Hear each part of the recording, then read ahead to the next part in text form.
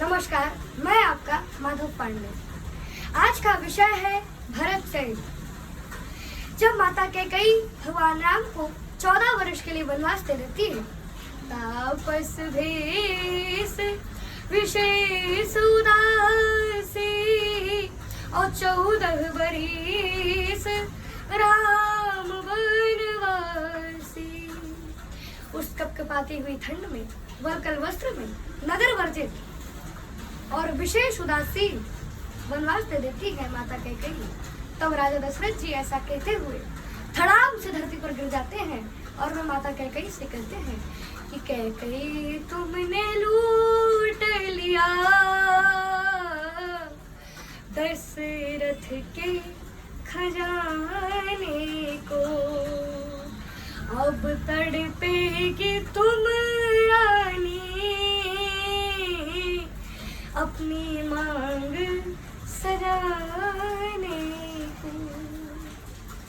और जब भगवान राम राजा दशरथ जी से वन गमन के लिए अनुमति मांगने आते हैं, तब राजा दशरथ जी कहते हैं कि जरा देर ठहरो राम, जरा देर ठहरो राम, तमन्ना यही है अभी हमने जी भर के देखा नहीं है।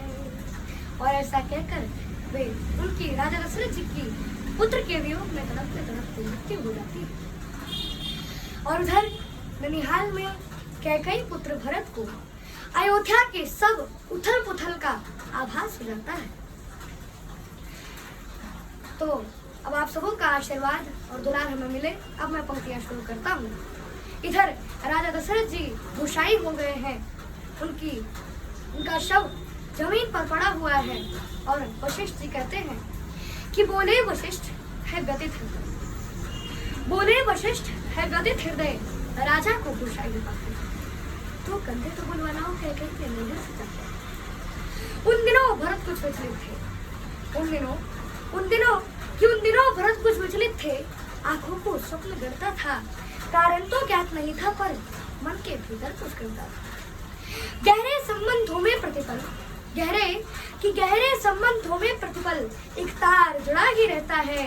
तन दूर रहे फिर भी मन से परिवार जुड़ा ही रहता है।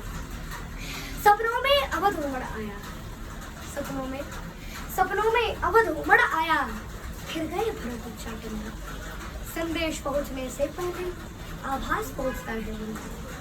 अल्पस में संशय का तांडव, अल्पस में संशय का तांडव, तेरी पर भूत अयोध्या का। अरे सूखे पत्ते सा कांप गया, अरे सूखे पत्ते सा कांप गया वो भावुक भूत अयोध्या का। और अनुमान किया कैकेयी पुत्र ने संयोग नहीं है साधारण। भरत जी ने सोचा कि अयोध्या में कुछ तो गलत हुआ है, तभी ये संदेश वहां आया है कि अनुमान किया कैकेयी पुत्र ने संयोग नहीं है साधारण। पहले तो पूछा कुशल क्षेम, फिर पूछा अनेक कारण। ये दूत कर्म था कठिन, इस दूत का कार्य बहुत ही कठिन था। क्या कार्य था कि दूत कर्म था कठिन बहुत, भीतर का शोक छिपाना था, माता को मंगल कहना था, स्वामी को उसके घर नगर चतुर्थिक मंगल, घर नगर चतुर्थिक मंगल है। ये बात अधर जब कहते थे, पिंडलिया कंपन करती थी, आंसू भी करती बनी। हे राजकुमार, गुरु आज्ञा से आया हूँ तुम्हें बुलाने के। अब यहाँ देखिए कि उसने क्या बहाना दिया भरत जी को कि हे राजकुमार, गुरु आज्ञा से आया हूँ तुम्हें बुलाने को, इसके अतिरिक्त नहीं कोई संदेश तुम्हें बताने को। चल दिए भरत, इतना कैसे रिपुदमन सहित, चल दिए भरत रिपुदमन सहित। निर्नाद दौड़ता था सिंधन की गति से आशंका और आशा का जलधारण और आशंका जल। जब किया प्रवेश, जब भरत जी अयोध्या में प्रवेश करते हैं तो क्या महाल है कि जब किया प्रवेश अयोध्या में, गलियों में सन्नाटा दिखा, संशय का ज्वार उमड़ आया। जब हम ननिहाल गए थे तब ऐसा नगरी का रंग न था, हर चौखट भरत जी ने कहा कि जब हम ननिहाल गए थे तो ऐसा कोई रूप रंग नहीं था अयोध्या। जब हम ननिहाल गए थे तब ऐसा नगरी का रंग न था, हर चौखट तेरी मान थी और आंगन इतना दंग न था। जिस उम्र भरत का रथ देखा मुंह फेर खड़े हो गए। भरत जी को देखकर अयोध्या वाले कैसे ट्रीट कर रहे हैं उनको कि जिस उम्र भरत का रथ देखा मुंह फेर खड़े हो गए। क्या कहीं मन में सोचा, मैं मानुष हूँ या महारोग, मैं मानुष हूँ या महारोग। सबकी आंखों में तिरस्कार, अरे सबकी आंखों में तिरस्कार, कैसा अनभिज्ञ भागा हूँ जो सावन का सोया सीधा, जो सावन का सोया सोया सीधा पलझड़ में जाता है, सीधा पलझड़ में जाता है। और भरत जी को अयोध्या कैसी लगती है कि ऐसा लगता था खड़ा हुआ है शीश झुकाए राजभवन, ऐसा लगता था कि ऐसा लगता था खड़ा हुआ है शीश झुकाए राजभवन। कैकई सुखी आंखें करता था दाएं बाएं राजभवन, लेकिन केवल एक सूरत ऐसी थी जिस पर कण भर अवसाद, वह धब्बे समाया हुआ था तन पर, चेहरे पर तनिक विषाद। बसनों का रंग उदास हुआ, सुना था गात कलाई का, कुमकुम सिंदूर विलुप्त हुए बरखा भाग। वो कौन थी? वो माता कैकई कि पुलकित होकर बोली कैकई, अभिनंदन हो स्वीकार भरत, पहले पिता की अंत्येष्टि करो, फिर ग्रहण करो दरबार भरत, फिर ग्रहण करो दरबार। मैं हुआ अनाथ अयोध्या का, सूरज यमुना में डूब गया। ऐसे ही माता उसको देखकर हृदय बरसता हो गया। ज्ञानी शब्दों से घटना का, ज्ञानी शब्दों से घटना का बस इंगित पाया करता है, और भीतर का भीतर का सत्सु वक्ता का आचरण सुनाया करता है। और आश्चर्य अक्षुण होकर टूटा, पीड़ा क्रोधित हो चीख पड़ी, माँ को बोला माँ ओझा लगता है, बोले माँ ओझा लगता है यह तेरा हर्ष प्रफुल्लित मन। अरे क्या मिल दिया इस माशू को, उन्माद परे रखकर समझी वात्सल्य उड़ने लगी प्रिया, एक गौर से बोलने लगी प्रिया। अरे तुझको भी मैं दोषी लगती, ऐसे क्या पाप किए मैंने? राजा पर थे दो उधर, अवसर पर मान लिए मैंने, मेरा बेटा युवराज बने ये इच्छा तो अपराध नहीं, और राम नहीं बनना है तो पूरी होती सुनते ही जम गई शिरा, भूल गए, लगता था नमक छिड़क डाला,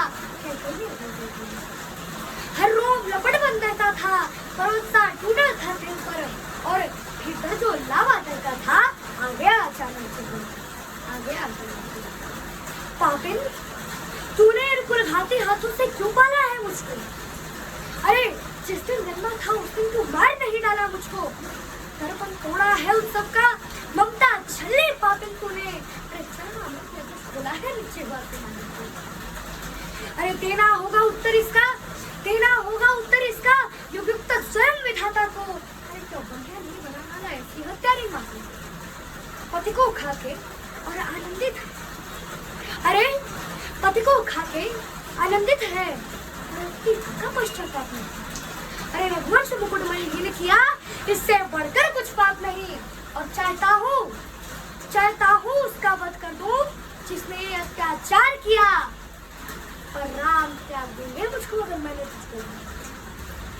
एक क्षण आंखें नम होती थी, एक क्षण भ्रुकुटी चढ़ जाती थी, व्यक्त भरत का मन करती भाषा थोड़ी पड़ जाती थी, और चल दिए भरत इतना कहकर, इस बार न आऊंगा अब मैं, अपराधिन सुन तेरा ये मुख, अब देख न पाऊंगा अब मैं, देख न पाऊंगा अब मैं।